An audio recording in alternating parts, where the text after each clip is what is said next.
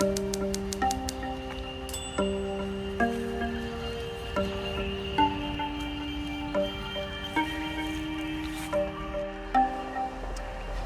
vágyam volt, hogy a bécsi Duna-szakaszon is horgászhassak, bár ez már részint teljesült, mert az Új-Duna medrében már horgáztam. De itt csak Bécsen belül is rendkívül szerteágazó a Duna medre, ugyanis 3 fő területre lehet ezt osztani. Az első számú természetesen a Duna fő ága, ahol a hajóforgalom és természetesen a víz is folyik. Ezzel párhuzamosan helyezkedik el egy teljesen mesterségesen létrehozott Dunaág, az Új-Duna medre, amelynek az első számú célja a főmeder tehermentesítése, főként árvíz idején. Azaz, amikor olyan mennyiségű víz zúdul a Dunán lefelé, amely veszélyeztetni a fővárost, akkor ketté tudják osztani a víznek a mennyiségét, és ezen a nevezzük csatornán olyan mennyiségű vizet tudnak tárolni és elvezetni, amely megmenti árvíz idején a fővárost. Ez a több mint 21 km hosszú, a Duna főmedrével párhuzamos Duna szakasz egyébként zsilipekkel szabályozott. Akkor, amikor a Duna vízállása alacsony, akkor szinte állóvízként működik, de hogyha kellően nagy mennyiségű víz érkezik a főmederre, akkor szépen ezen a zsilipeken átengedve szintén folyóvízzé változik. Ennek a legalsó szakaszán horgáztam idén tavasszal, amikor busák voltak az első számú célhalaim.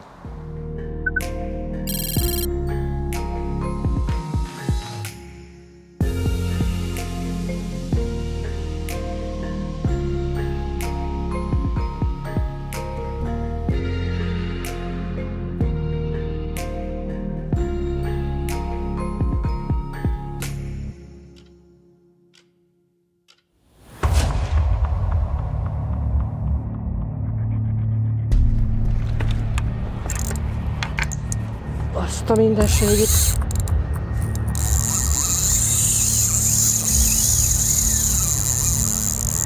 Az úszósat hogy lerántotta, te jóságos ég!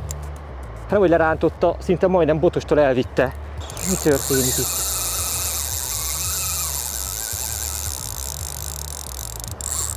Ez a tipikus rángatózás. Ez mindjárt zsilipkapunál van.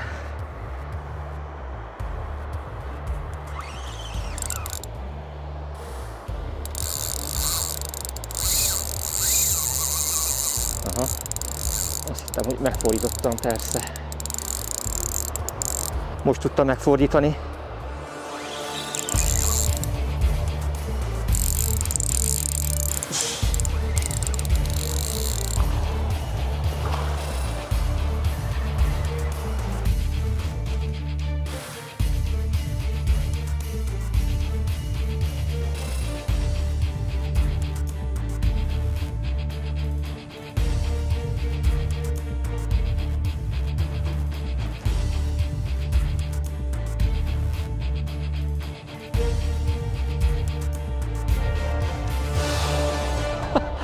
Alig fél bele a merítőhálóba.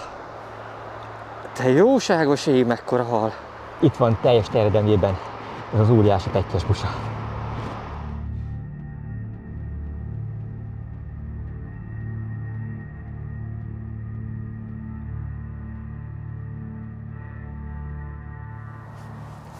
És akkor itt van a harmadik Duna szakasz, az Alte Donau, azaz az Öreg Duna.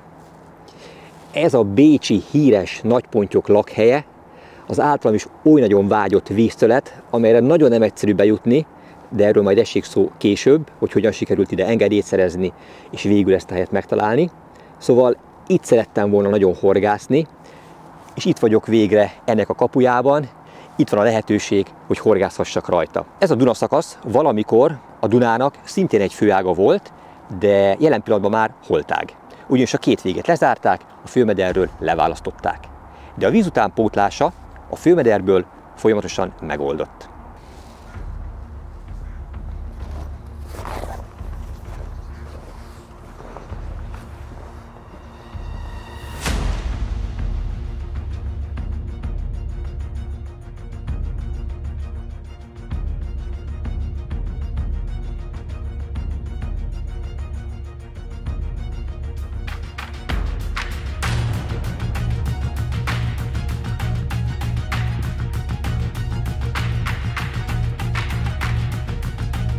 Szeretném mindjárt az elején megköszönni Kecskés Attilának, Bécsben élő magyar horgászbarátomnak a segítségét. Ő volt az, aki segített abban, hogy körbejárjuk ezt a hatalmas vízterületet, és megmutatta nekem azokat a lehetséges, potenciális horgászhelyeket, ahol ebben az időszakban is tudok talán pontyokat fogni. És nem utolsó sorban olyan helyeket próbált nekem mutatni, amelyek meg is közelíthetőek, és hát nem vagyunk útban a vizet uraló vízisportolóknak, fürdőzőknek, jól értitek, fürdőzőknek, ugyanis Bécsben ebben az időszakban is bátran vetik magukat a vízbe, a nyári időszakban pedig tele van az egész Öreg-Duna medre fürdőzőkkel, vitorlázókkal, kajakozókkal, szóval a horgászat az csak egy ilyen nagyon sokadrangú, megtűrt tevékenység, és nem szívesen látják a legtöbb helyen. Azért van a kezemben a márkerúszó és a márkerbot, mert a horgászat megkezdése előtt mindenképpen szeretném feltérképezni az előttem elterülő mederszakaszt, és megpróbálom megtalálni a legkevésbé vízülményzettel borított mederszakaszokat, ugyanis voltam már itt nyári időszakban, és elképedve néztem azt, hogy az Öreg-Duna medre, hát nyugodtan mondhatom, hogy 98%-ban hínárral borított. A sekélyebb részeken ez annyira fölnő és annyira sűrű, hogy némi túlzással járni lehet rajta. Saját szememmel láttam nyáron egyébként, hogy hatalmas gépekkel próbálják gyéríteni a hínármezőket, de hát ez egy olyan sziszifuszi munka egy ekkora vízterületen, amelynek nem tudom, hogy mekkora értelme van. Hát egy biztos, hogy a halaknak viszont óriási életteret és rendkívül sok természetes táplálékot biztosít, illetve hát olyan búvóhelyet, amelyben garantáltan jól érzik magukat, és nem csak a nagytestű pontyok, hanem nagyon szép a ragadozó állománya is ennek a vízterületnek, főként nagytestű csukák élnek benne. Viszont az őszi időszakban ez a hínár szépen lassan azért lesüllyed, elrothad, de még így is maradnak olyan mezők, amelyek nyilván megnehezítik, vagy némi túlzással lehetetlenné teszik a horgászatot. Próbálom ezeket elkerülni, vagy ezeknek a határát most megtalálni.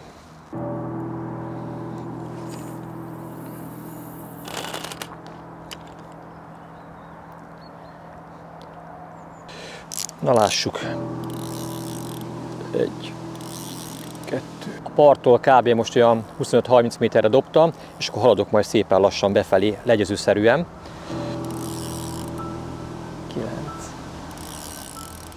10. Ez igen. 5 méter a víz mélysége ott.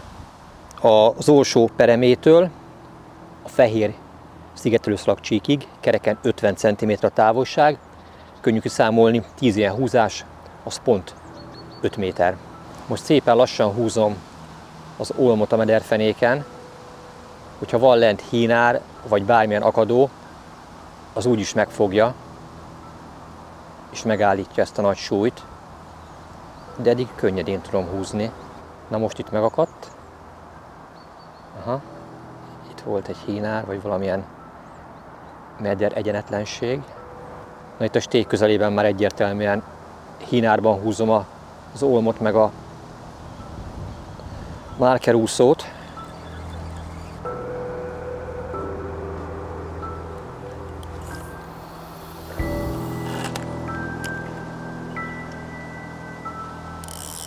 Négy, 5,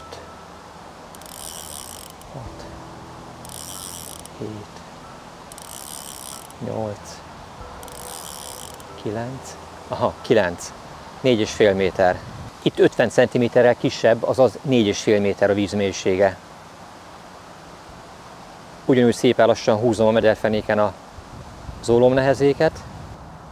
Na itt, aha, itt már ez egyértelműen hínáros. Aha.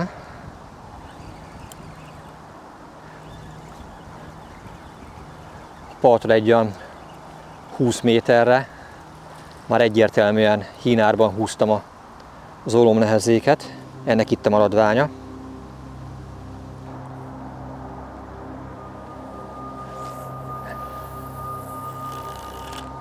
Nézzük itt ebbe az irányba, mi a helyzet. 6,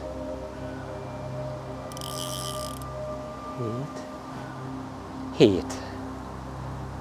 Ott csak 3,5 méter a vízmélysége. Itt nagyon akadozik.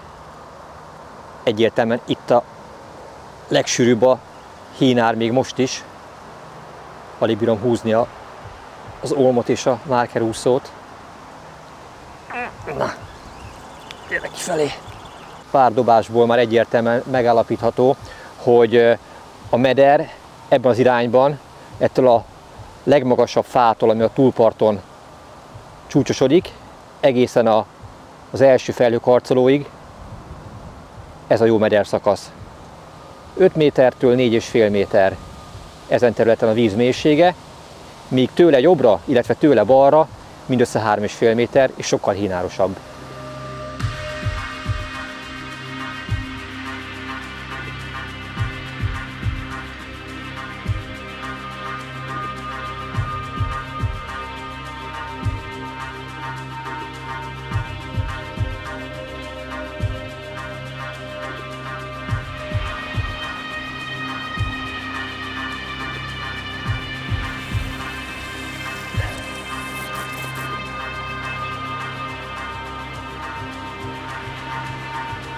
Megjelölöm fekete zsinórjelölő filccel a bedobásnak a helyét, legalább legyen valami támpontom távolság tekintetében is, mert hogyha jó helyen van a végszerelék, megvan az irány, megvan a támpont, akkor már csak megfelelő távolságba kell bejuttatni, és hajszál pontosan mindig azonos pontba lehet a végszereléket bejuttatni.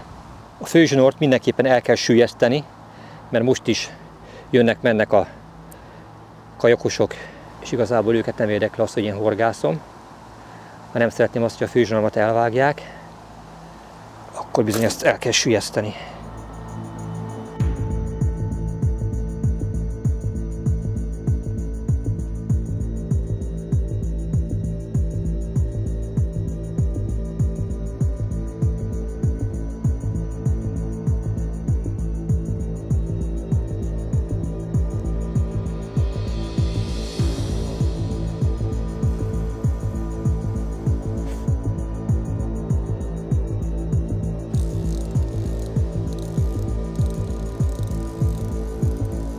A végszerelékek végre bekerültek a vízbe. Két teljesen eltérő végszerelékkel próbálkozom, egyelőre kereső üzemmódban. Az alkalmazott stratégiám az most nagyon egyszerű, semmiféle plusz eredetőanyagot, csalogatóanyagot nem jutatok be a vízbe. Megpróbálom egyáltalán feltérképezni és megtalálni a halakat magam előtt, és ugyanoda majd, ha kapás volt, visszajuttatni a csalit. Illetve hát abban is vagyok biztos, hogy elsőre jó pop-upot, megfelelő méretet, megfelelő felhajtóerőt választottam. Próbálkozni fogok mindaddig, amíg végre kapást nem érek el. Feltámadt a szél, pont szemből kapjuk. Kifejezetten kellemetlen. Lehet, hogy fel kell öltöznöm még jobban, hogyha nem akarok megfázni. Hiába, no, csak ősz van.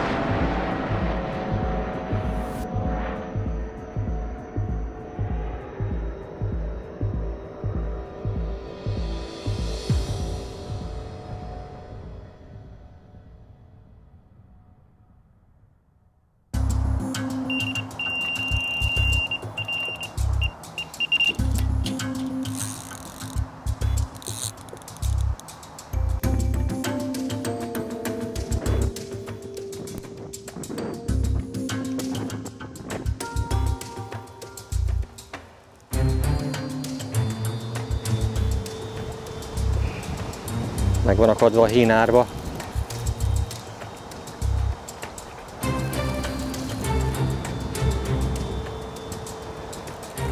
Vajon mekkora lesz ez a hal?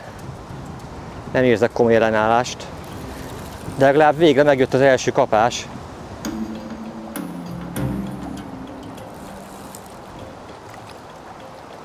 Itt van a tettes, megbújva a hínár alatt. Egy dévérkeszeg.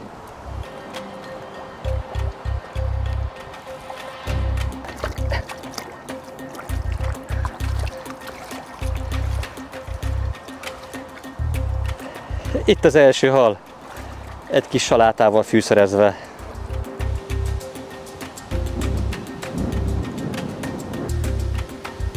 Éppen, hogy csak egy vékony bőrt fogott a horog, nagy kárt nem okozott. Határozott kapással érkezett, szinte biztosra vettem, hogy pont lesz az elkövető, de lám ez nagy testű dévérkeszeg is elég határozott volt ahhoz, hogy elhúzza a csalit. Nem ő a célhal, de örülök neki, hogy végre kapásom érkezett.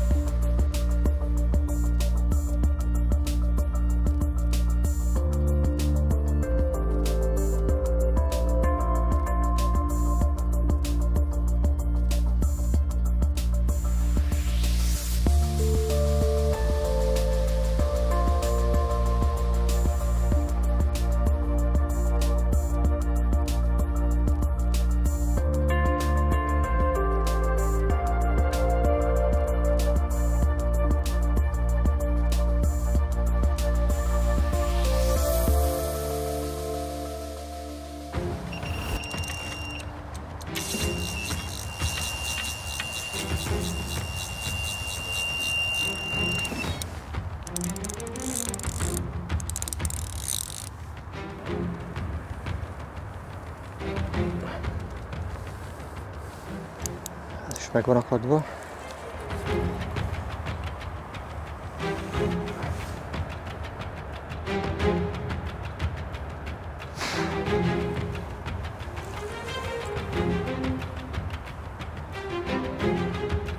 Nagyon durva ez a hínáros. Alig lehet húzni a halat. Miközben érzem, hogy rugdalózik egyébként rajta. Csak kidolgozza magát a hínárosból.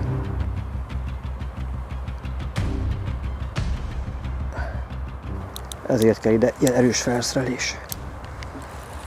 Vastag zsinór. Hát még mindig benne van.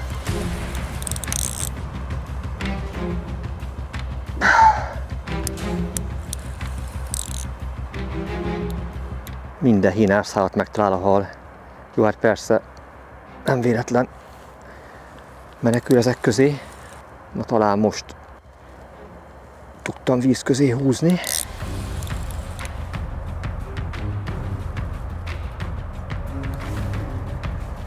Úgy van már a hal. Ho. Ez nem hínár, ez egy nagy ponty. Ez egy hatalmas ponty lesz. Itt forgolódik előttem.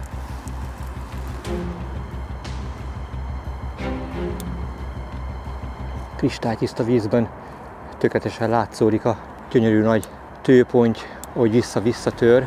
Komoly dilemma volt, hogy érdemes-e belepróbálni az éjszakába. Érdemes-e maradni. Milyen jó döntés volt.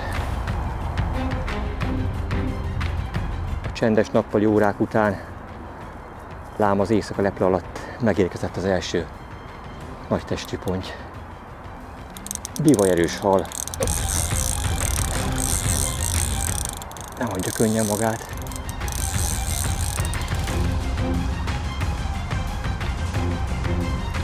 Én most már nem engedem. Gyere! És benne van.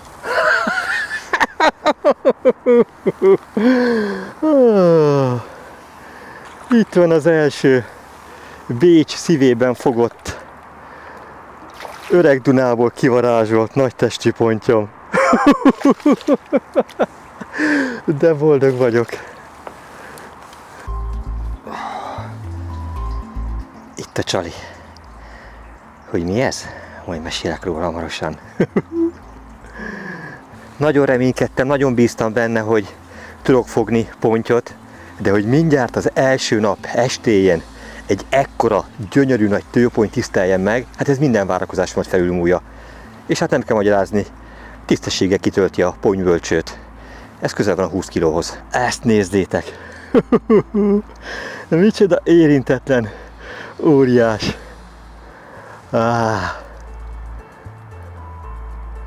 Nagyon-nagyon boldog vagyok. Minden egyes új víz megfejtése hihetetlen örömet és élményt ad. Nem tudok betelni a horgászat és a pontyok szeretetével. Ha mindezt tetézi, ez a háttér, itt Bécs szívében, ez az igazi urban fishing, vadvízi horgászat Bécs szívében. Egész jó hangzik.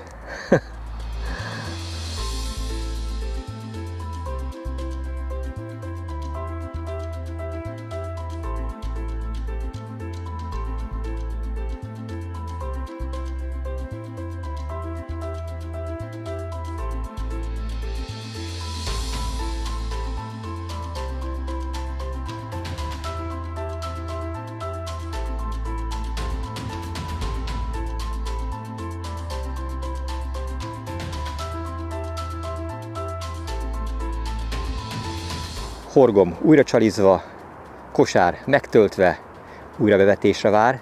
Nem vagyok elégedetlen, akár már ez az egy pontja is beérem, amit az előbb sikerült fogni, de tudjátok, csak az fog, aki próbálkozik.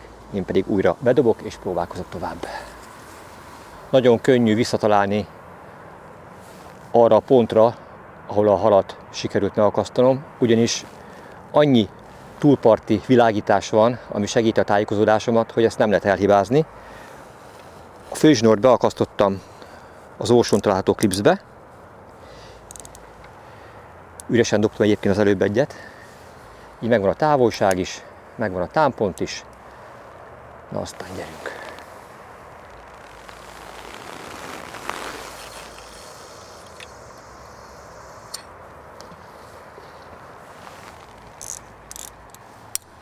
Hajszál pontosan ment, ahol szántam.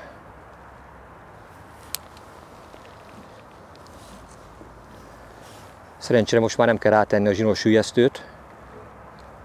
Az éjszakai hajóforgalom itt nulla. Feladták az evezősök is.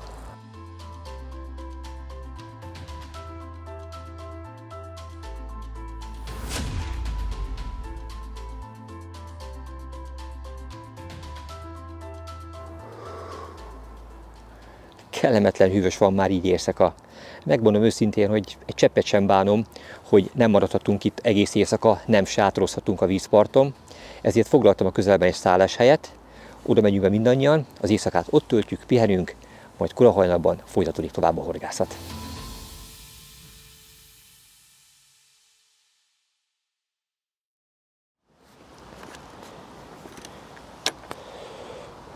Öt óra 19 perc van, mi pedig már a vízparton vagyunk, látszólag semmi nem változott, de azért egy pár oroszlát sikerült aludni, és újult erővel a mai napnak nekivágni. Hát bízom benne, hogy az Öreg Duna pontjai értékelik az igyekezetemet, és hamarosan egy újabb szép pontyot foghatok. Bár nyilván ez nem varázsütésre megy, meg kell értük tenni mindent.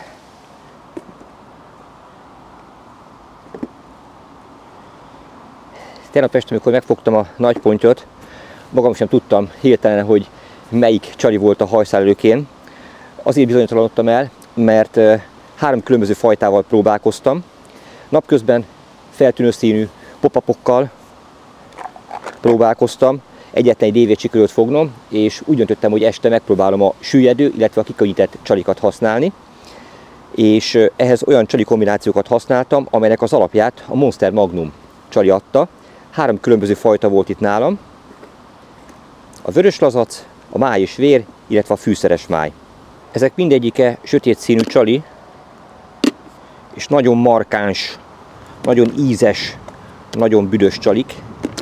A 3 különbözőből a fűszeres máj az már 2024 évi újdonság, és amikor megnyugodtam, újra a hajszálőkét megnéztem, akkor láttam, hogy ezen bizony a vér és máj ízesítésű Monster Magnum volt, csak annyira gyors érkezett a kapás, hogy még nem volt ideje leoldódni a külső rétegének, nem világított ki a belső kemény magja, de oldódásnak indult, és ez a finom, ízes, hát finom, képletes, szóval ez a rendkívül aromás, ízes golyó, kikönnyítve egy vajsav és méz embutlik pop-uppal, de oly módon, hogy a sárga része látszódott csak, ez adta ezt a szép pontot.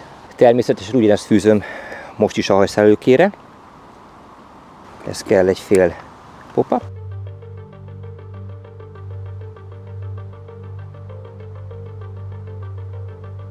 Mivel fluorokarbon a horogelőkém és a hajszálőkém is, így nem egyszerű áttolni a kemény maggal rendelkező magnumot a fluorokarbon hajszálőke csomóján. Óvatosan tegyétek ezt, nehogy a horog a kezetekbe csúszson.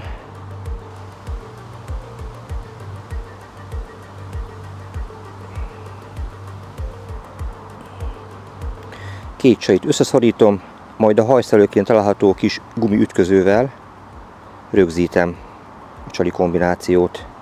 És akkor így néz ki ez az igazán különleges nagyhalas csali kombináció. A kosárba ez a pelletkeverék kerül, amely a Monster Pellet Box máj és vér ízesítésű változata. Jól látszódik, hogy a pelletkeverékben vannak roppantott boilie szemek is. Ezek a 2024 év újdonságunk, a Monster Hard Boilie őrölt, krusázott változata, és abból is a máj és vér ízesítésű változat passzol ehhez a keverékhez. Na, ez most így együtt egy igazán nagyhalas ütős keverék lett. Jó alaposan belepréselem a Pellet Feeder Complete kosárba, azért, hogy lassan oldódjon, nem kell, hogy kirobbanjon, mert azért a kapás itt nem 5 percen belül szokott általában érkezni, de a nagy ponty, amit korábban fogtam, nem adott időt annak, hogy teljes egészében kioldódjon a kosár tartalma. Most tökéletes.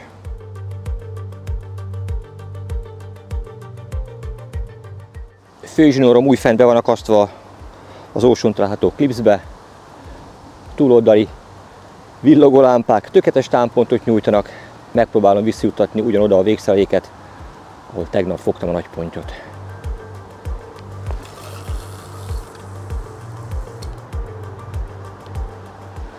Tökéletes.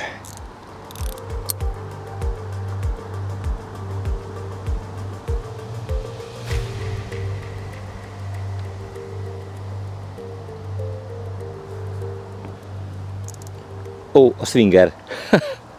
Még nem teljes a set, hiányzik a swinger. Na, azt még hozom.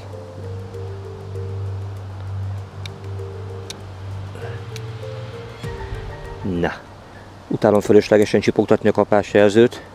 Nem csak engem, hanem a parton lévő többi horgászt is zavarja.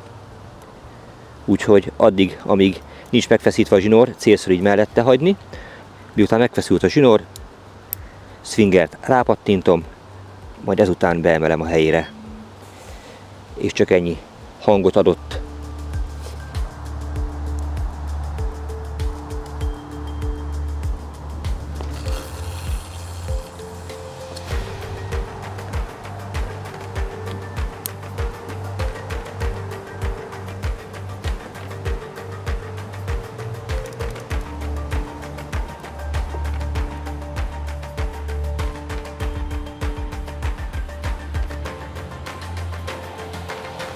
A horgászat stratégiájáról szeretnék röviden beszélni.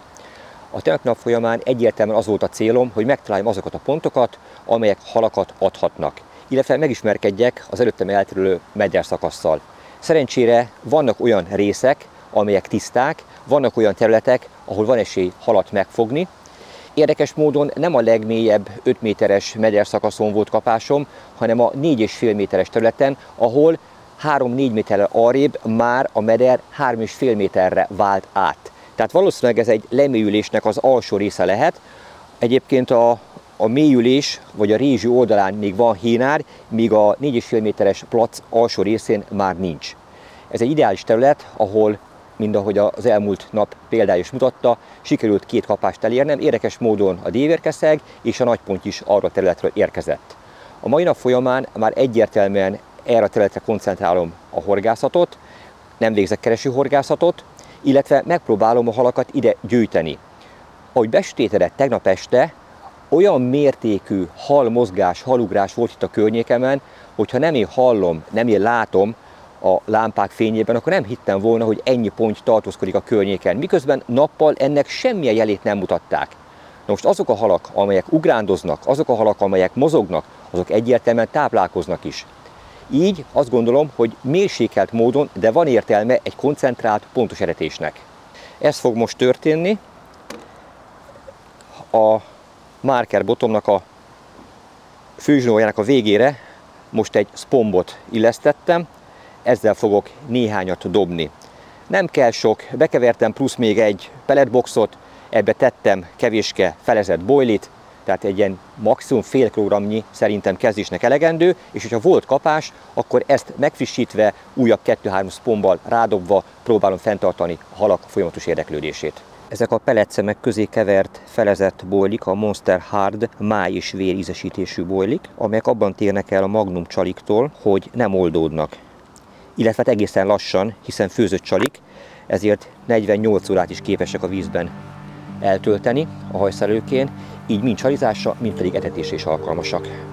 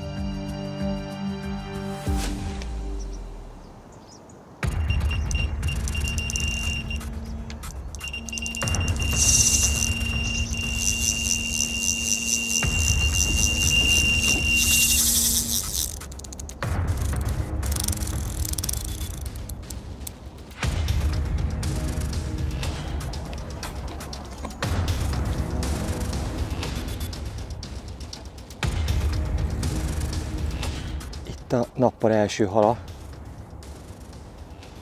nagyon jó húzós kapással érkezett.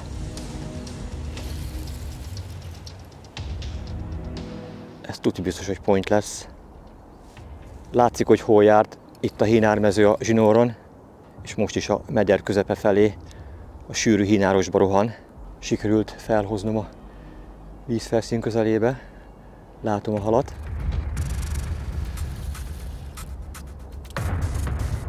Így már a veszélyzónából talán el tudtam távolítani.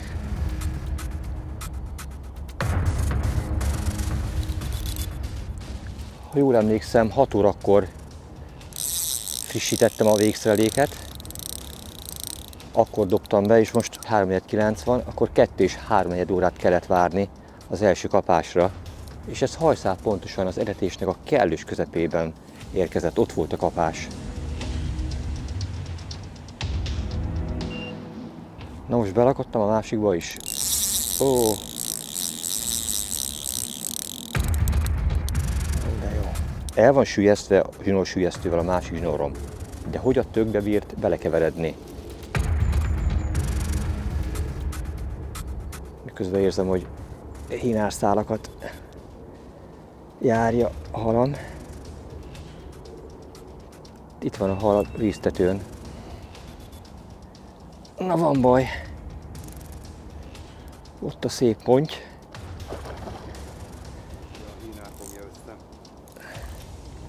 Közben össze van akadva. Ja, hajtsd a felkapókart. Nagy ponty lesz szám ez is. Szépen bele van tekeredve a másikba, ahogy kell. És próbálom magamhoz húzni, de közben a másik végszeléket is húzom.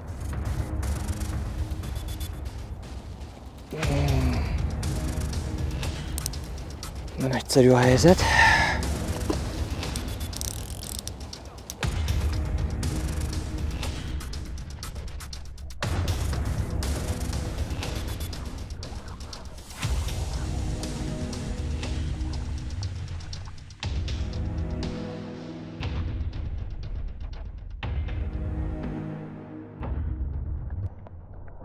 A papáp már letört a csali mellől, és pont most kezd látszódni a Monster Magnumnak a belső magja. Ebbe a hideg vízbe ilyenkor több mint 3 oroszlát kibír. Lassan oldódik le a külső rétege is, az, ami igazán ízes és finom.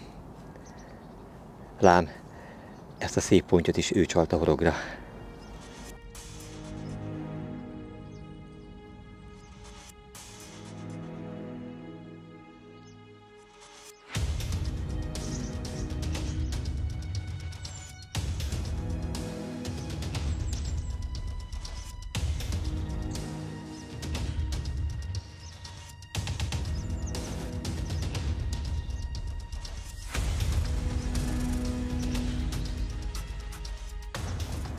Így kézbe véve még hatalmasabbnak tűnik. Nagyon szerencsésnek érzem magamat, hiszen éjszaka fogtam egy hatalmas tőpontyot, most pedig fényes nappal ezt az érintetlen, gyönyörű pikkely mintázattal megáldott tükörpontyot. Csodás ez a víz. Hát micsoda csodapontyok lakják ezt az öreg vízterületet.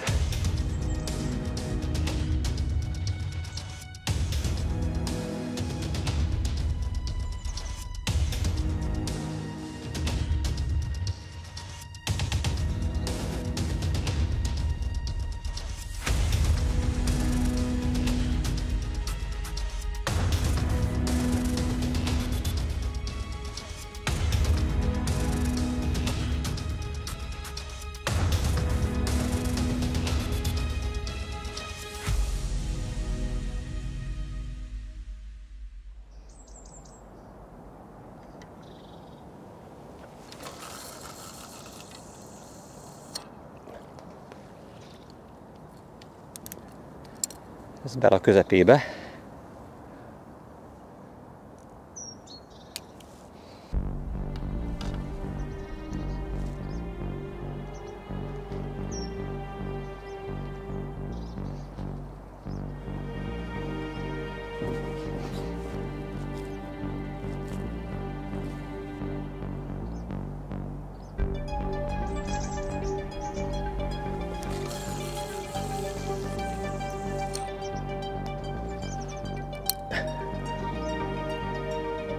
Mint látható volt az előző hal fárasztása során, sajnos összeszedte ezt a végszereléket is, pontosabban a főzsinórba belakadt a végszerelékem, és nem értettem, hogy hogyan következhet ez be. Hát annyira magas még itt a partszélében a hínár, hogy persze lesüllyeszti itt a főzsinóromat a nehezék, de a hínárszálakon felfekvő főzsinór alatt azért csak bebírt bújni a ponty. Viszont ezektől az evezősöktől megmenti a főzsinóromat, ők garantáltan nem tudnak belegabajodni, és ezt véletlen elvágni.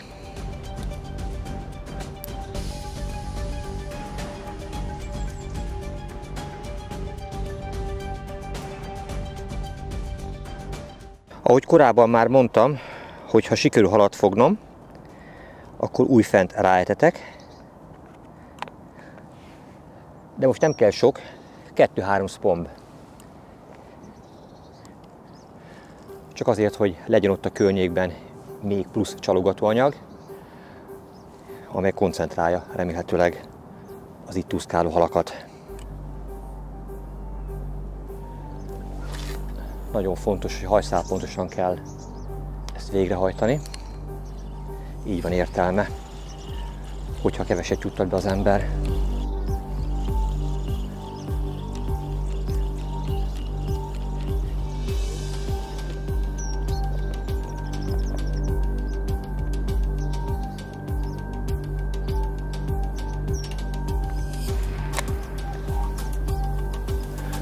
A víz már hideg, hiszen 10 Celsius fok alatti, de szerencsére ezek a nagy testű pontyok még most is aktívak.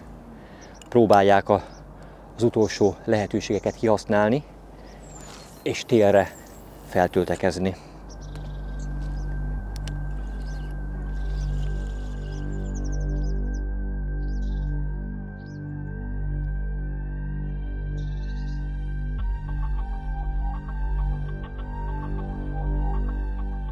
A bevezetőben már említettem, hogy nem könnyű ide bejutni, nem könnyű itt horgászni, és főként a külföldi horgásztúráim után rendszeresen visszatérő téma, hogy hogyan lehet az adott vízterületen legálisan horgászni, hogyan lehet oda horgászengedélyt szerezni.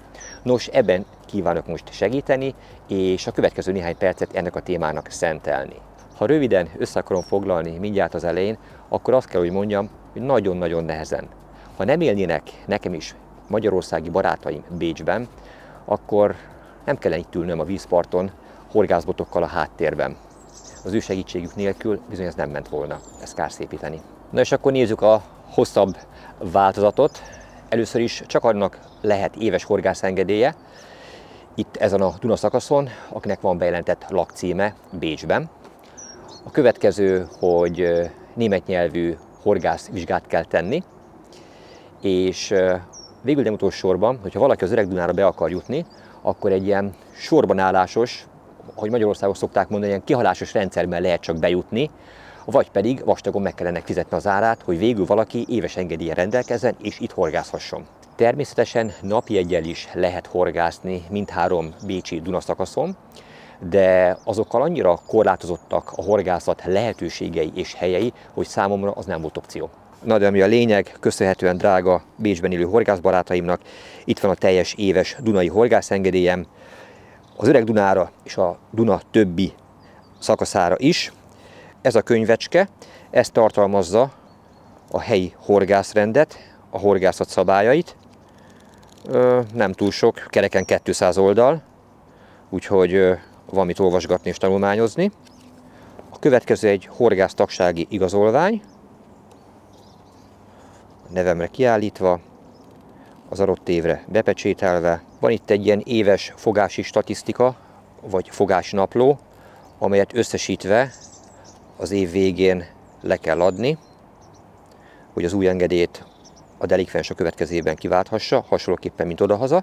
És akkor itt vannak a területi engedélyek, ez az Öreg-Dunára, míg a többi az egy ilyen generál, azaz egy ilyen általános dunai horgászengedély, ami az összes többi Duna szakaszt tartalmazza. Itt vannak felsorolva a víztérkódjaik, és hasonlóképpen, mint odahaza, amikor megkezdi az ember a horgászatot, akkor be kell jegyezni a horgászat napját, illetve a víztérkódot is. Az Öreg-Dunának R029 a víztérkódja. Fontos arra is ügyelni, hogy elsőként Ausztriában a napot, és utána pedig a hónapot kell feltüntetni. Elvileg ebből a vízterületből is el lehetne vinni valami fajta halat a megadott mérettartományon belül, de hát eszemágában sincs egyetlen egy halat sem megtartani. Ezzel sem akarom bonyolítani a saját életemet, meg hát egyébként is pont nem külföldről fogok hazavinni halat. Ja, és még van egy kényes kérdés, amelyet gyakran föltesznek. Mennyibe kerül a horgászengedély? Na kapaszkodjatok meg, ez a kupac, ami itt látható, ez majdnem 1500 euró volt. Hát most az egyszerűség kedvéért, hogyha 400-ra számolunk, akkor közel 600 000 forint volt az éves komplett, teljes Bécsi-Duna szakaszra szóló horgászengedélyem. Szóval ezek után az ember elgondolkodik, hogy ha odahaza azt mondják, hogy 45 000 forint az éves területi engedély, akkor az milyen lehúzás és milyen sokba kerül. Na most itt ennyi. Van választása mindenkinek. Vagy horgászik itt és kifizeti ezt, vagy nem horgászik.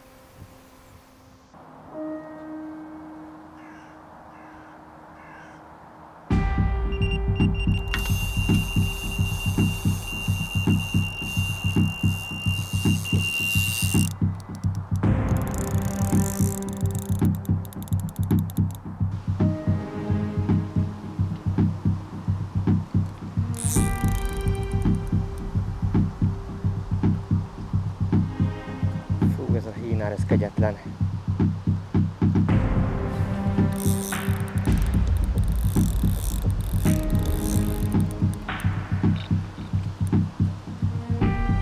Ez nagyon erősnek ígérkezik ez a hal.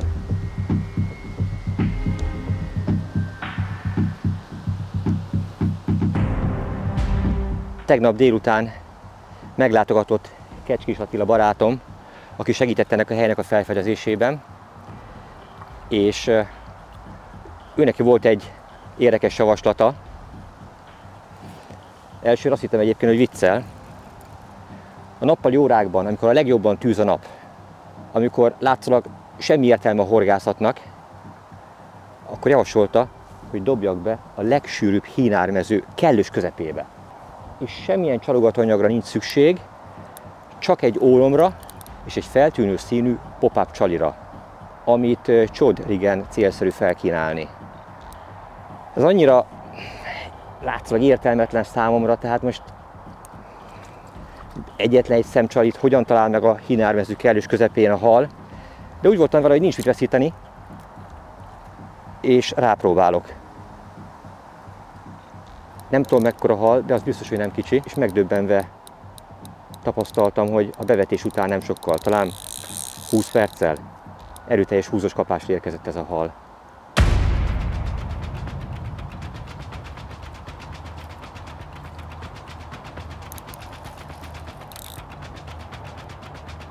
Ez a baromi erős felszerelés ilyenkor értékelődik fel. Nem is jöhetne számításra semmilyen más itt.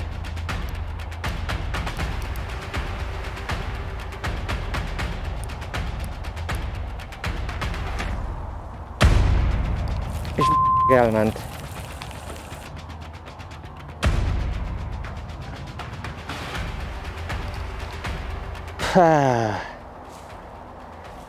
Oh.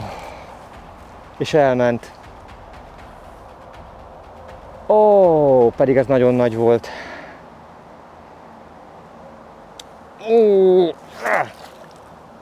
Fú, lehet, hogy életemben nagy pontja volt a horgon.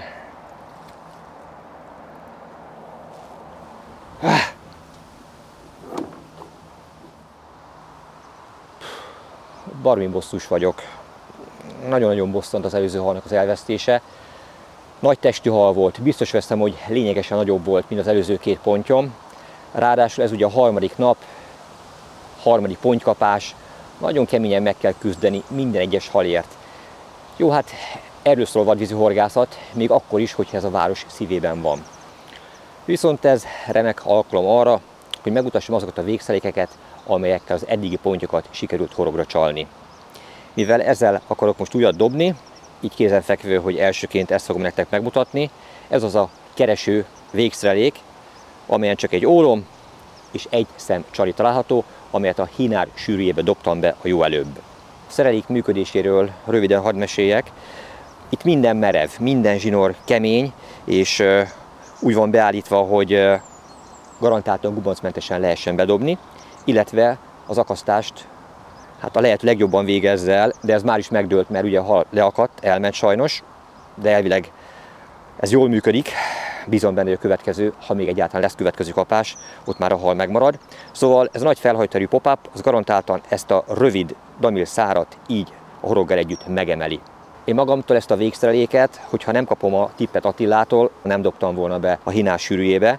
Attila váltig azt magyarázta nekem, hogy a hínár, amelyet még most is látok ebbe a kristálytiszta vízben novemberben, annak alapvetően csak a leveleit látom, amelyek ugye a felszín közelébe törekednek. Míg a szára, amely lent a mederfenéken van, az nem tartalmaz leveleket, így egy nagy ólommal megspékelt végszerelék, amely garantáltan a mederfenékre süllyed, az egy olyan tiszta területre kerülhet a hínáros sűrűjében is, ahol van esélye a lent mederfenéken, illetve a hínáros sűrűjében megbúvó halaknak ezt megtalálni.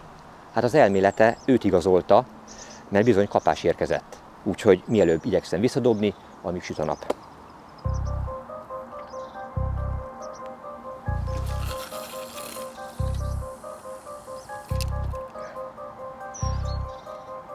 Ott biztos, hogy jó sűrű a hínár.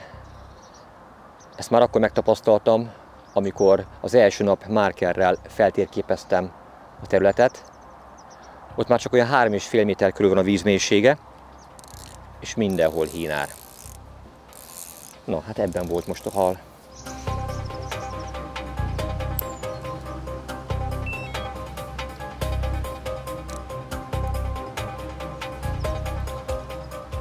És akkor itt van még további két végszerelék, amelyekkel horgáztam.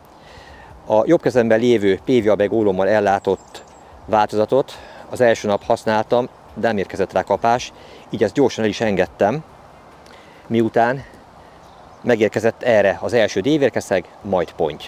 Ez egy megnövelt súlyú pelletféder komplet kosár, az alapsúlya 40 g, de mint látható, középütt ezen a műanyag csövön további két ólomnehezék található, ezek összsúlya 35 g, így a kosár súlya 75 g lett. Azért volt szükség erre a megnövelt, megnehezített kosárra, mert tudtam, hogy nehéz terepen fogok horgászni, vastag zsinort kell használnom, így biztosítanom kell a végszerelék mozdulatlanságát a mederfenéken, illetve ez a nagyobb súlyú kosár, hogyha ki is oldódott ennek tartalma, akkor segít abban, hogy a csalit felszippantó hal szájába könnyebben bele tudja húzni a horgot. Még egy apró finomság, amellyel úgy gondolom, hogy teljessé tudtam tenni ezt a végszereléket, az eredeti gyári forgót kicseréltem egy ilyen nagyszemű karikával ellátott forgóra, és ha kihúzom belőle, akkor látni fogjátok, hogy a forgó kosár felüli részére ráhúztam egy szilikoncsövet, amely segítségével ez a forgó, amikor belehúzom a kosárba, akkor meg tud szorulni. Persze ezt fárasztás során ki tud belőle csúszni, így ha esetlegesen a végszerelék elszakadna, akkor a hal a kosártól meg tud szabadulni. Én egyébként egyértelműen ebben a végszerelékben bíztam kezdettől fogva a legjobban. Én hiszem, és az eddigi tapasztalataim is ezt mutatták, hogy főleg a hidegvízi horgászatok során egy nagy gombóc kell, amely kellően ízes, attraktív, mindenféle finomságot tartalmaz, amellyel a horog közelébe lehet a halakat csalogatni, és később talán megfogni. Na most ennek homlok egyenest ellentmond ez az olmos, egyszem pop-upos kereső horgászat. Na de hát ez a szép a horgászatban, hogy minden nap tanulunk és tapasztalunk valami újat.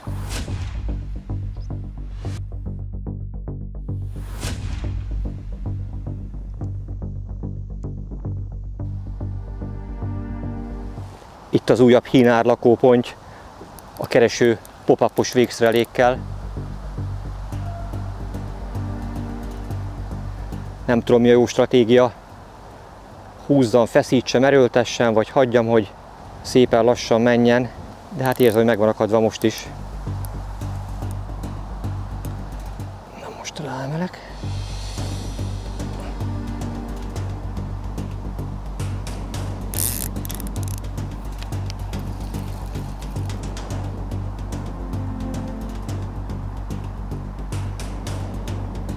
Nem könnyű játék ez a dzsungelpeca a hínás sűrűjében.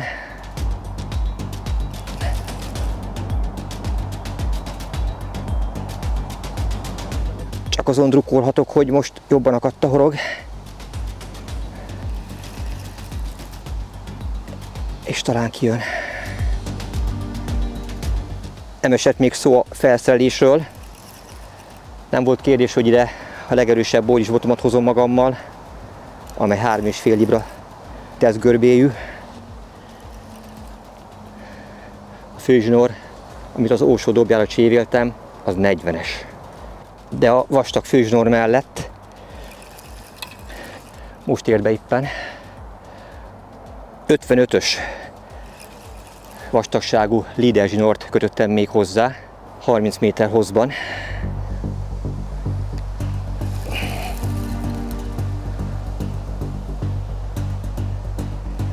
Most nem engedek neki.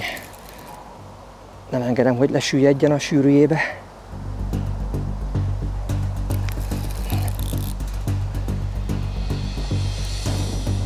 Itt van már.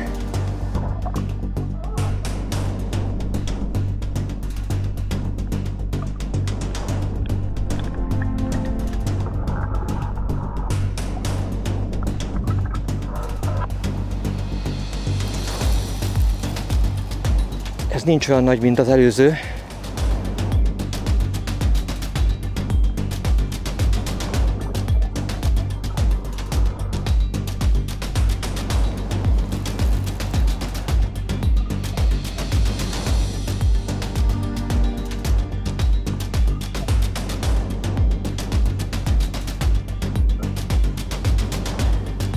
Na, ennek viszont tökéletesen akadt a horog.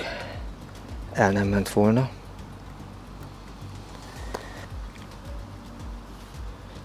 Ezt a kis sebet is fertőtlenítem. Jó, hát nem egy kapitális ponty, de ő is egy hibátlan, szép, öreg dunai lakos. És örülök annak, hogy végre egy újabb szép pontyot tudtam fogni. Bár még mindig az előző pontyon kesergek, de ezen túl kell lépni. aztán koncentrálni a következőre. És ami a lényeg, Attila, ezúttal is üzenem, újfent nagy tisztelettel tartozom feléd, tudást és tapasztalatod lenyűgöző, és soha nem hittem volna, hogy ilyen egyszerű szerelékkel is ilyen szép pontyokat lehet fogni. Köszönöm.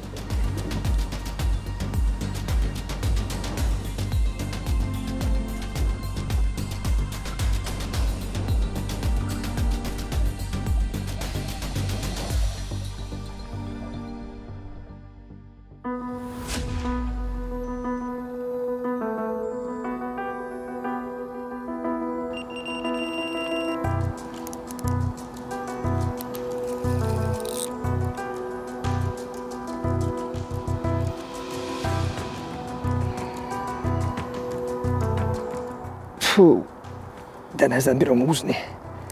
Ő is benne van a hínál sűrűjébe. Na de hát azért a hínál sűrűjébe, mert oda dobtam. És ez nem csak fényes nappal, hanem most szürkületben is működik. Most húzta el. Most találta meg. Egy ólom és egy pop-up csali. Elég volt ehhez.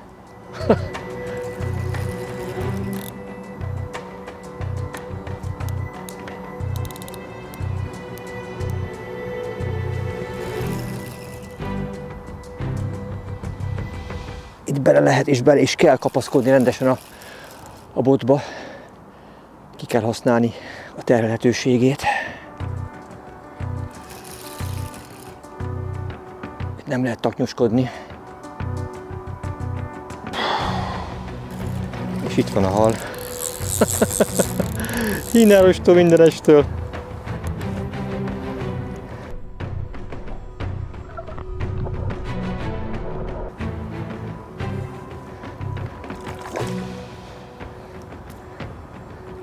Ez csak a hínár miatt volt nehéz.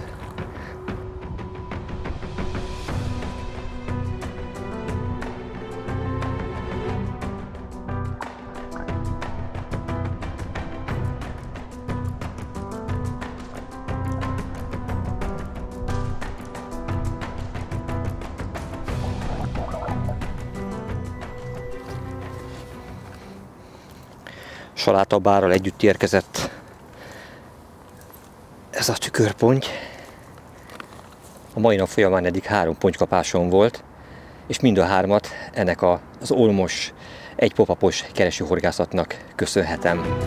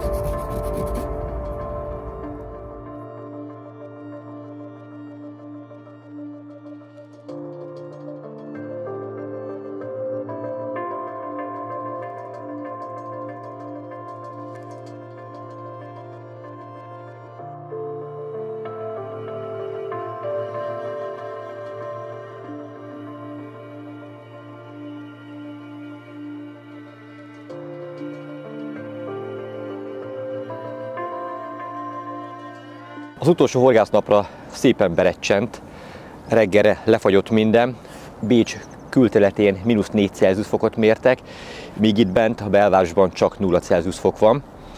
Látszik, hogy gyeres a stég, be vagyok öltözve, fel kellett vennem már a télruhámat, és miközben a kapásra várok, hát mit látok? A háttérben ott van az első úszóbajnok. Hát le a kalappal az osztrákok előtt, hogy ebben az időben is vállalják a fürdőzést, és ilyen edzettek, hogy mindezt bírják.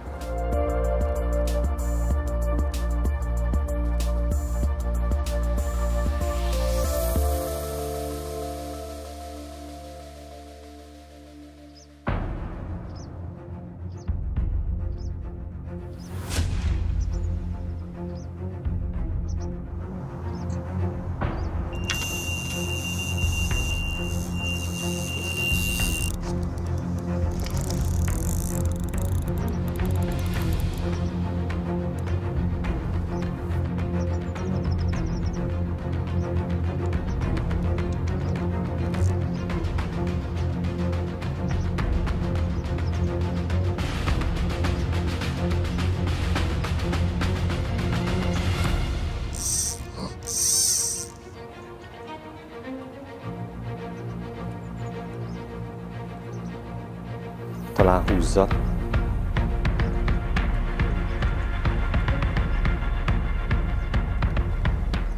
Ez megdöbbentő egyébként. Nincs még 9 óra se, és a etetés környékének a sikertelen horgászata után úgy döntöttem, hogy a tegnap bevált módszerrel bedobok a hínálmező sűrűjébe. Egy szemólom és egy pop-up, azt meglátjuk, mi lesz. Itt van.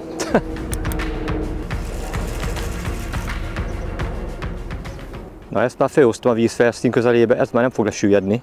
Méretét nagyon nehéz megítélni, mert általában a hallal együtt húzok 10 kg hínárt, és azt gondolom, hogy életem halát fárasztom. Aztán mire ideér, kicsit összemegy a mérete.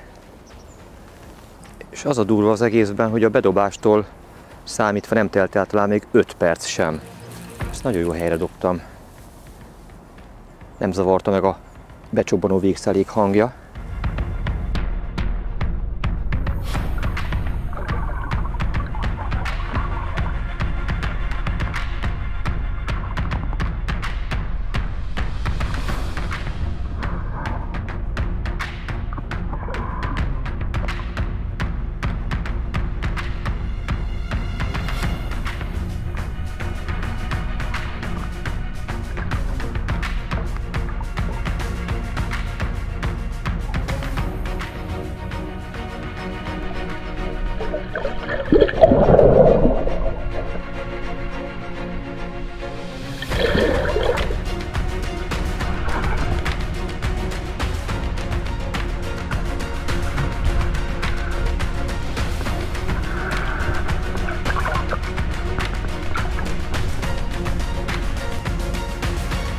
Fú, milyen hatalmas szája van.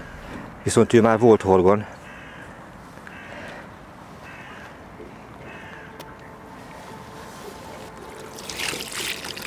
Ez a hal nem úgy összement volna, hanem megnőtt. Ez az eddig legnagyobb halom szerintem, amit sikerült megfognom. Ez hihetetlen.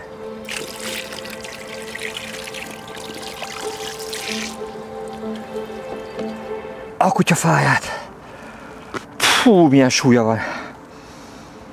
Ez biztos, hogy a legnagyobb ponty, amit eddig fogtam. Tuti biztos, hogy 20 kg felett van. 100%. De ezt már meg fogom mérni. Nem satszolgatom.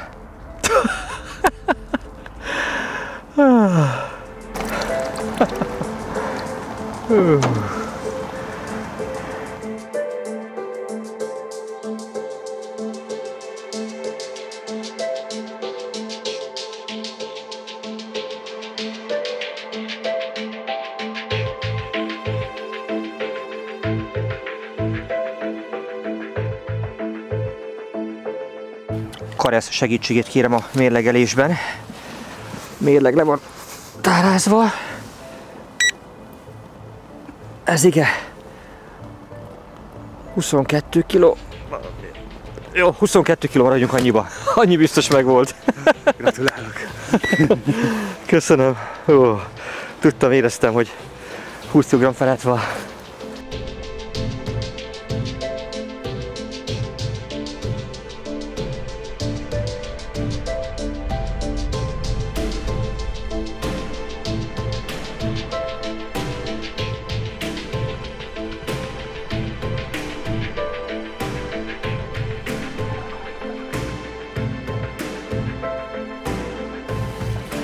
Nagyon büszke vagyok rá, hogy idén már a második 20 kg-ot meghaladó súlyú pontyot tudtam megfogni a Dunából.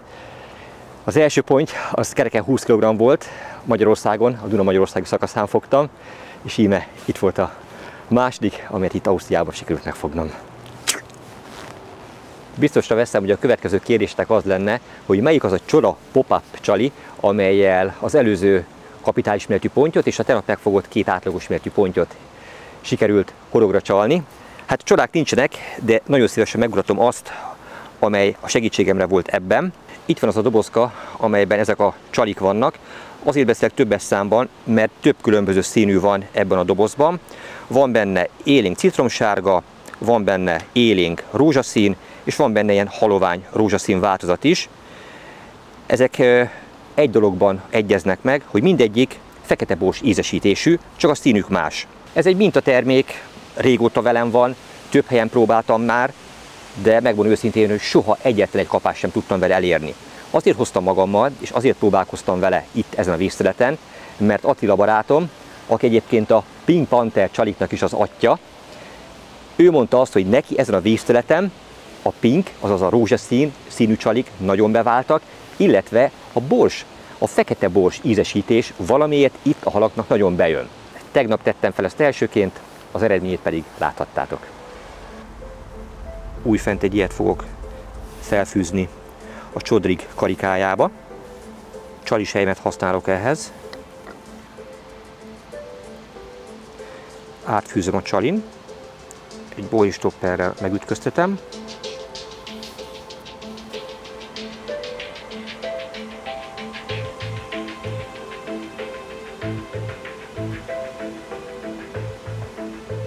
Ebbe kötöm bele a csalisejmet. Pár egyszerű csomóval nagyon könnyű rögzíteni.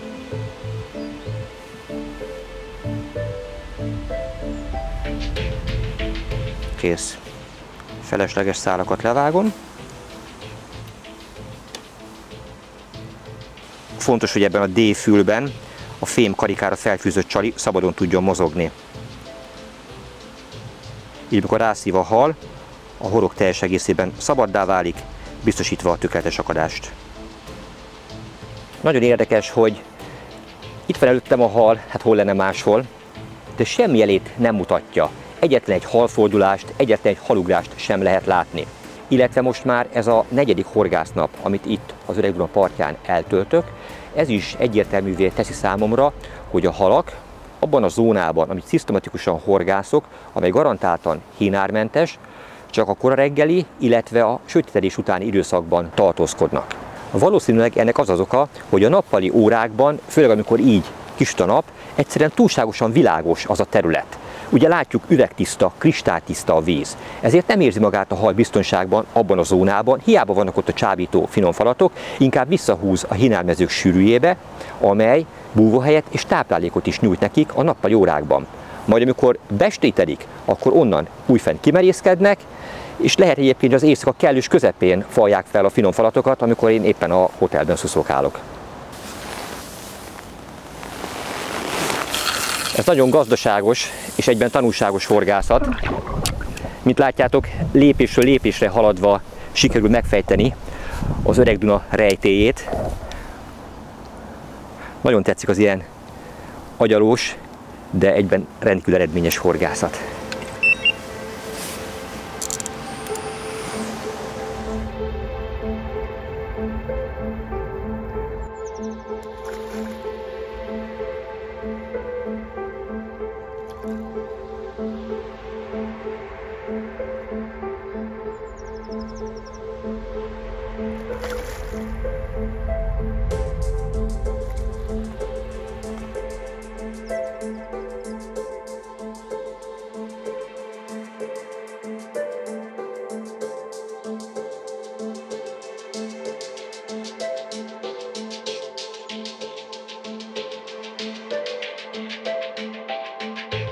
Nagyon érdekesen alakult ez a mai nap.